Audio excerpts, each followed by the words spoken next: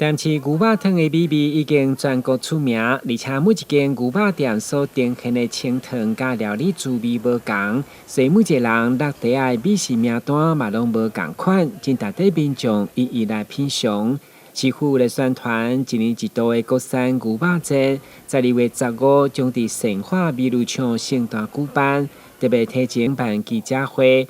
会中邀请调酒师黄义祥，展示伊所推出真特别的牛肉汤鸡尾酒。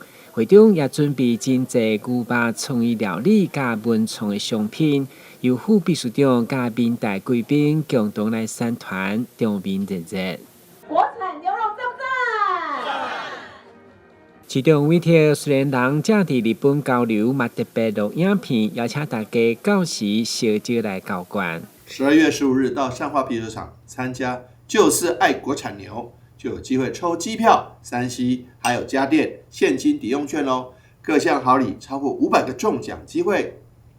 为了吸引更较侪人，到时嘛有消费满额1点有限量1000碗，1碗50块的牛肉汤，欢迎大家好康到小报。台新闻军集采访报道。